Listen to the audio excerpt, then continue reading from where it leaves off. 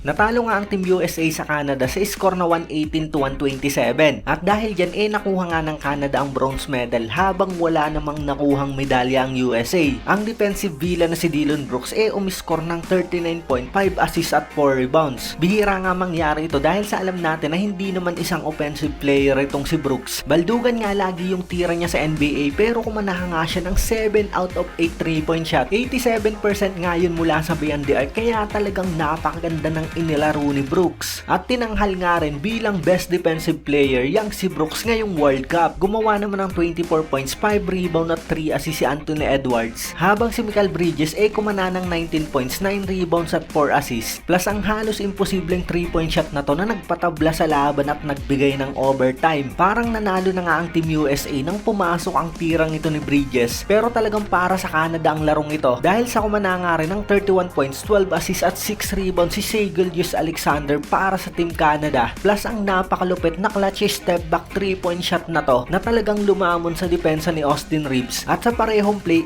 na ankle breaker din ang help defense nitong si Mikal Bridges. Bale dalawang sunod na FIBA World Cup na nga na hindi nanalo ang Team USA ng medalya. Noong 2019 ay pang-7 nga lang sila habang ngayon pang-4 nga lang yung narating nila. 2014 pa nga huling nanalo ng gold medal ang USA nung naglalaro pa sila Curry, Durant, Harden, Irving at ang iba pa. Napakalaking kahihiyan nga nito para sa Team USA lalo pat napakatunog nung issue patungkol sa sinabi ng isang athlete na si Noah Lyles na world champion of what? Nang ibig sabihin niya hindi isang world champion ang nananalo ng NBA championship. At dahil nga sa pagkatalo ng Team USA talagang mas tumibay nga yung sinabi niyang statement. Sinasabing malaking dahilan daw ang role sa FIBA at hindi sanay ang mga NBA player. Pero ngayon na nga lang yan naging issue dahil sa dati naman nag-champion nga ang USA. Tingin ko ang mga dahilan ng pagkatalo ng Team USA masyadong ang mga bata yung mga player nila. Si Anthony Edwards nga yung best player nila at masasabi natin na talagang wala nga yung mga pinakamagagaling na player sa NBA sa kanila. Pero hindi nga pwedeng rason yun dahil sa halos ang Canada nga lang yung meron ding maraming NBA player. Ang Germany ay meron nga lang Dennis Schroeder na halos minimum contract na nga lang sa mga nakaraang season. Dalawang magkapatid na Wagner na player ng Orlando at si Daniel Theis na bihira na nga nating makitang maglaro. Ang Germany nga ang nag-champion sa World Cup at tinalo nga rin nilang Team USA. Tingin ko talagang napakalaking factor din ng coaching. Napakahilig talaga ni Steve Kerr sa small ball lineup, masyadong exposed at talagang sinasamantala yung depensa ni Austin Reeves sa mga clutch shot at parang hindi nga gumawa ng adjustment ang coach para mapigilan ito. Masyado rin atang overrated itong si Jaren Jackson Jr. bilang defensive player of the year dahil sa nag-average nga lang siya ng 2.9